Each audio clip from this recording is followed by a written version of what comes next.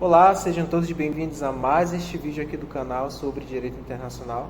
E hoje conversaremos sobre a Convenção Americana sobre Direitos Humanos, Pacto de São José da Costa Rica. O Pacto de São José da Costa Rica ele foi assinado em 1969 e foi ratificado pelo Brasil em 1992, através do Decreto 678 de 1992. Este decreto inclui uma reserva que afeta a Autoridade de Comissão Internacional de Direitos Humanos para realizar visitas e investigações nos países membros. Essa reserva exige a aprovação prévia do Estado brasileiro para tais ações, com base na premissa de proteção da soberania nacional. Essa reserva tem sido objeto de debate entre especialistas em direitos humanos, enquanto alguns apontam a posição do governo brasileiro, argumentam que a autorização prévia garante controle sobre a proteção investigativa e protege assuntos internos. Outros afirmam que ela dificulta o trabalho da CID e limita a investigação da violação de direitos. Após o término da Segunda Guerra Mundial, frente às atrocidades cometidas, a comunidade internacional vislumbrou a necessidade de reiterar o reconhecimento dos direitos fundamentais da pessoa humana, que tem sido aceita por vários estados, como consenso geral de alicerce da estabilidade social e da paz mundial. Não há como negar a importância dos direitos humanos no mundo atual.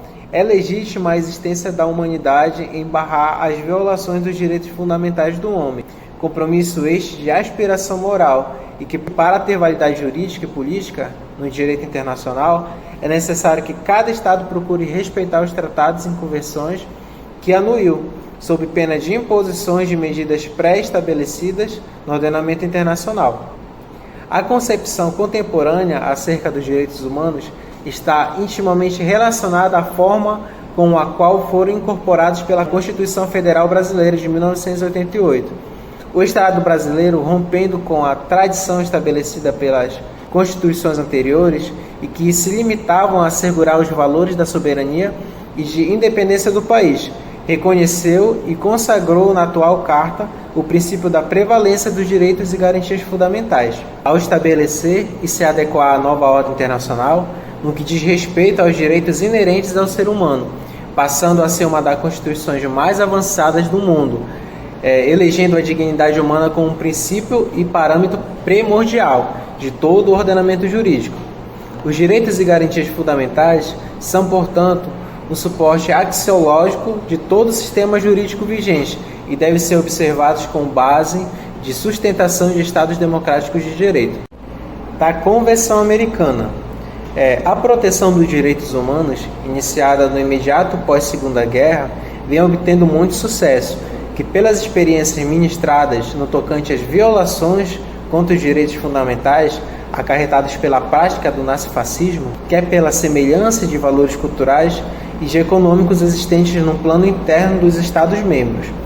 Com a sistematização regional dos direitos humanos na Europa, através da celebração da Convenção Europeia de Direitos Humanos de 53, foi adotada também na América esta tendência, tendo sido aprovada em 22 de novembro de 1969, a Convenção Americana de Direitos Humanos.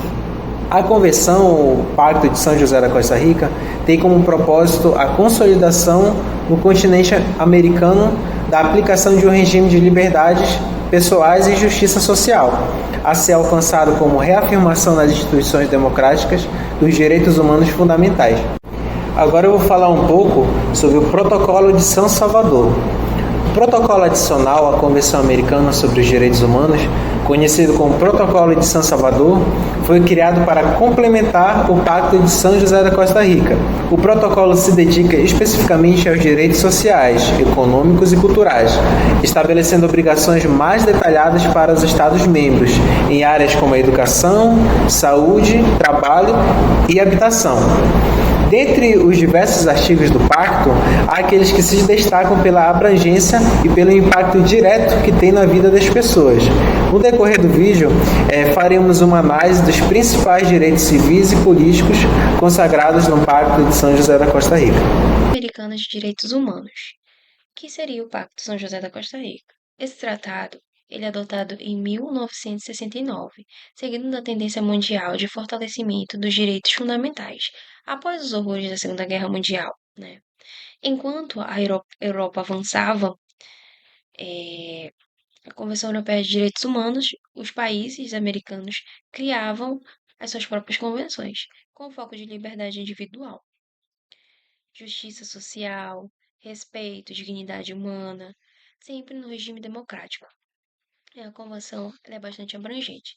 Ela tem 82 artigos que tratam do tema como liberdade, a vida, né, a integridade pessoal, a igualdade perante a lei, a liberdade de expressão, de religião, de associação, de participação política.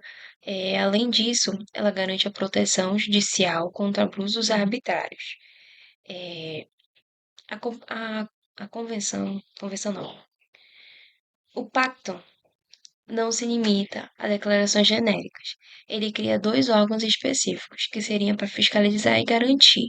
Esses dois órgãos específicos, eles são a Comissão Interamericana de Direitos Humanos, que seria onde recebe os processos, e a Corte Interamericana, né, que seria aonde julga os processos. E condena, né? Julga e condena. A Convenção ela reforça que os direitos humanos são universais e inalienáveis, né? E que os membros da organização eles devem respeitar esses direitos.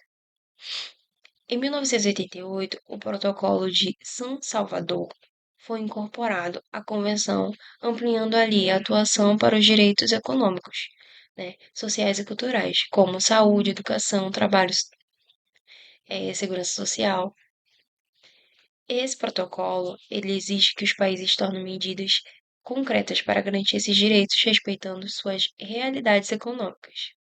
No Brasil, a adesão da convenção foi em 1985, mas essa formalização só foi acontecer em 1992, né, por meio do decreto 678, e foi apenas em 1988 que o país reconheceu o Brasil, a jurisdição da Corte Interamericana, permitindo que ela ajudasse casos envolvendo o Brasil. Um passo muito grande, né? E mostra o compromisso com os direitos humanos. Eu vou falar também sobre os direitos de liberdade contidos. No Pacto São José da Costa Rica, ele tem os principais direitos, tanto que eu já citei, né? Que seria o direito à vida, à liberdade e a não trabalhos forçados. Pois bem, o direito à vida, a proteção desde ali a concepção, né? Pena mó, é, é, integridade física, moral, proibição de tortura, tratamento desumano, liberdade pessoal, que ninguém pode ser preso arbitrariamente, prisão por dívida, né? Garantindo ali a justiça, direito ao contraditório, a legalidade, julgamento justo, indenização por erro judiciário, honra e privacidade, liberdade de religião, para poder se expressar e pensamentos, os seus pensamentos, né? Poder cultuar seus cultos, proteção à família, proteção ali à propriedade privada, liberdade de ir e vir, direitos políticos, igualdade perante a lei, né, de todos, direitos sociais, culturais, garantindo ali a progressividade de protocolo do pacto. E eu encerro aqui a minha fala. Bom, falando um pouco sobre os meios de proteção instituídos pela Convenção de Direitos Humanos, os principais meios de proteção instituídos pela Convenção Americana de Direitos Humanos envolvem, primeiramente, a obrigação dos Estados de respeitar e garantir uma ampla gama de liberdades individuais. E, em segundo lugar, a previsão de um sistema de monitoramento e sanção internacional operado por dois órgãos, a Comissão Interamericana de Direitos Humanos e a Corte Interamericana de Direitos Humanos. Né? Sobre a questão de direito de suspensão, refere-se à possibilidade de os Estados suspenderem temporariamente algumas garantias em situações excepcionais, mas sob algumas condições estritas. Bom, sobre a proteção das liberdades individuais, a Convenção Americana é o principal instrumento que protege uma vasta gama de direitos civis e políticos, né, as liberdades individuais, no continente americano. No artigo 1º, ele estabelece a obrigação geral dos Estados-partes de respeitar direitos e liberdades nelas reconhecidos e garantir seu livre e pleno exercício a todas as pessoas sob sua jurisdição. As liberdades individuais protegidas pela Convenção incluem variedade de direitos, como o direito à vida, a integridade pessoal, a liberdade e a segurança pessoal como garantias judiciais, e proibição da escravidão, a liberdade de consciência e religião, liberdade de pensamento, expressão, direitos de reunião e associação, proteção à honra. Bem, os Estados-partes têm a obrigação de adotar medidas internas necessárias para assegurar a efetividade desses direitos. Falando um pouco sobre os meios de proteção institucionais, né, mecanismos internacionais, o Sistema Interamericano de Direitos Humanos é o principal meio de proteção institucional e é composto pela Comissão Interamericana de Direitos Humanos e pela Corte Internacional de Direitos Humanos, né. A Comissão Interamericana de Direitos Humanos, ela processa petições de violação, investiga e emite relatórios e pode encaminhar casos à Corte. A Corte Interamericana de Direitos Humanos, ela julga casos e emite opiniões consultivas, sendo suas sentenças obrigatórias para os estados que reconheceram a sua jurisdição. Falando um pouco sobre o direito de suspensão de garantias, né? O artigo 27 da Convenção, ela prevê a possibilidade dos Estados-partes suspenderem temporariamente certas garantias em situações de emergência, como guerra ou perigo público. No entanto, essa suspensão é limitada, né, a medidas estritamente necessárias, sem discriminação. Além disso, diversos direitos não podem ser suspensos em nenhuma circunstância, né? Como o direito à vida, a integridade pessoal, a proibição da escravidão, a liberdade de consciência e religião. Os estados que suspendem garantias devem notificar os demais estados-partes e o secretário-geral da OEA. Boa noite, eu me chamo Caroline Guimarães e vou dar continuidade ao assunto. Eu irei tratar sobre uma instituição fundamental para a proteção dos direitos humanos, que é a Corte Interamericana de Direitos Humanos. Muitas pessoas ouvem falar dela, especialmente quando o Brasil ele é condenado, mas a verdade é que poucas pessoas sabem como realmente funciona. O objetivo da Corte ele é bem simples. Ela é um tribunal internacional que tem como missão julgar se os estados que fazem parte da Organização dos Estados Americanos violaram os direitos garantidos no Pacto de São José da Costa Rica, que é a nossa Convenção Americana sobre os Direitos Humanos. Existe um ponto crucial. Quem é que pode bater na porta da corte? E é aqui que a gente tem a primeira e mais importante regra. Uma pessoa, uma vítima ou uma ONG, ela não pode sozinha iniciar diretamente o processo na corte. Isso é um ponto que gera muita confusão. A corte ela não funciona como um tribunal comum, onde você entra com uma ação. O sistema ele funciona como se fosse um funil. O caminho para a vítima é outro. Primeiro, ela deve apresentar a sua denúncia à Comissão Interamericana de Direitos Humanos, que é o órgão diretamente sediado em Washington. A comissão ela é como se fosse o filtro. Ela vai analisar o caso, investigar, ouvir a vítima e o Estado. E a comissão primeiro tenta uma solução amistosa, ou seja, um acordo. Se isso não funcionar, a comissão emite um relatório com recomendações para o Estado. O Estado X, você violou este direito, deve fazer isso para reparar. Se após o prazo de 3 meses da emissão desse relatório, o Estado ele não cumprir as recomendações e a questão ela não for resolvida, aí sim a comissão, e não a vítima, decide se leva o caso para ser julgado pela corte. Portanto, o acesso é restrito. Quem pode levar um caso à corte? Os estados-parte. Um país pode processar o outro, embora isso seja raro. E o caminho mais comum, a Comissão Interamericana, após esgotar todo esse procedimento anterior. O processo, como é que ele funciona? O julgamento. Bom, aqui, digamos que a comissão conseguiu levar o caso, como o caso de uma vítima de tortura ou de uma comunidade indígena, para a corte. E o que acontece lá? Aí vem um procedimento que é muito parecido com o tribunal que a gente já conhece. A notificação. A corte ela notifica o estado envolvido. Olha, você está sendo processado por esta suposta violação. Alegações. É a fase escrita. Abre-se um prazo. O estado ele apresenta a sua defesa né? E a comissão apresenta a sua acusação formal. As vítimas, agora chamadas de representantes das vítimas, também podem apresentar seus argumentos e pedidos. Partindo disso, tem-se as audiências públicas, que é a fase oral. Este é o momento do julgamento ao vivo, né? A corte sediada lá na Costa Rica, ela ouve as partes, eles ouvem as vítimas, testemunhas e os especialistas, que são chamados peritos, e o Estado ele também apresenta a sua defesa oral. E é o momento de a gente debater as provas, né? A sentença, após ouvir tudo, os juízes eles se reúnem e decidem a decisão e o acompanhamento. E finalmente a corte emite sua sentença. Essa sentença ela é muito importante, porque ela faz duas coisas. Primeiro, ela declara se o Estado violou ou não o pacto. Segundo, se o Estado violou, a corte ela determina as medidas de reparação. Isso pode ser uma indenização em dinheiro, mas geralmente vai muito além. Pode ser obrigar o Estado a investigar e punir os culpados e pedir desculpas públicas, a mudar uma lei interna que esteja errada ou criar políticas públicas para que a violação ela não se repita. A corte ela é como se fosse o nosso tribunal máximo de direitos humanos, mas para chegar lá, a vítima precisa primeiro passar pela comissão. Atualmente, essa comissão ela é composta por 7 membros, que devem ser pessoas de autoridade moral e que são eleitos pela Assembleia Geral da OEA. Tudo bom? Me chamo Kaique Xavier, irei dar continuidade à nossa apresentação e vou falar sobre a questão do ponto da Corte Interamericana de Direitos Humanos. Bom, nós sabemos que a Corte é um órgão jurisdicional do Sistema Regional de Promoção e Proteção de Direitos Humanos.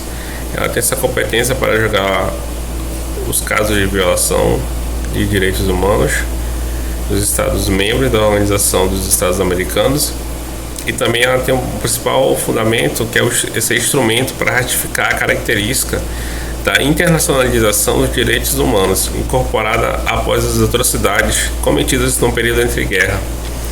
Esta corte também adquire fundamental importância quando os órgãos nacionais demonstram sua fraqueza ou omissão. Para ser possível um recurso à corte, é necessário demonstrar o esgotamento prévio dos recursos internos, pois a mesma não substitui os tribunais nacionais. A corte é composta por 7 juízes, os quais não precisam ser nacionais nem dos estados parte dessa convenção, nem mesmo dos estados que aderiram ao reconhecimento da jurisdição da corte. É necessário que estes juízes sejam nacionais dos estados-membros da Organização dos Estados Americanos. São eleitos a título pessoal e escolhidos entre juristas de alta autoridade moral, reconhecida competência na área de direitos humanos e que reúna condições suficientes para o exercício da mais elevada função judicial em seu estado. Não é admissível mais de um juiz da mesma nacionalidade. No momento, a Corte possui juízes dos estados do México, Equador, Nicarágua, Chile, Barbados, Venezuela e Brasil, eleitos pela Assembleia Geral da Organização dos Estados, parte da Convenção Interamericana de Direitos Humanos. Vale salientar também sobre o parecer que foi expedido em 86 pela Corte, no qual ele diz respeito à autoaplicabilidade das cláusulas previstas na Convenção, independente da legislação interna, pois só assim este documento teria impacto positivo e significativo perante a justiça interna de cada Estado-membro. O tratado ratificado e em vigor em determinado Estado adquiria o caráter de lei interna, devendo ser aplicado diretamente pelo Poder Judiciário Nacional. Caso ao contrário, a Convenção seria apenas um parâmetro, sem força normativa, com reduzida utilidade. Portanto, os direitos garantidos estabelecidos pela Convenção são exigíveis de imediato, assim como daqueles dispostos na nossa Constituição Federal em virtude do parágrafo 1º do artigo 5º. Bom, pessoal, aqui para finalizar nosso trabalho, nós conseguimos observar que a Convenção Americana de Direitos Humanos ela constitui um importante documento no sistema regional americano de proteção dos direitos e garantias fundamentais da pessoa humana, conquistados no decorrer da história, buscando internacionalizar esses direitos, comprometendo os Estados-membros tanto internamente com a sua população como no âmbito externo também, assumindo total responsabilidade frente aos demais Estados. A Corte Interamericana, com suas funções consultiva e contenciosa, constituiu importante órgão de defesa dos direitos enumerados pela Convenção, em virtude desta característica necessária, tornando o reconhecimento da jurisdição deste órgão pelos Estados-membros que compõem a Organização dos Estados Americanos. Então, fica aqui nossa contribuição. Espero que todos gostem do vídeo e até a próxima.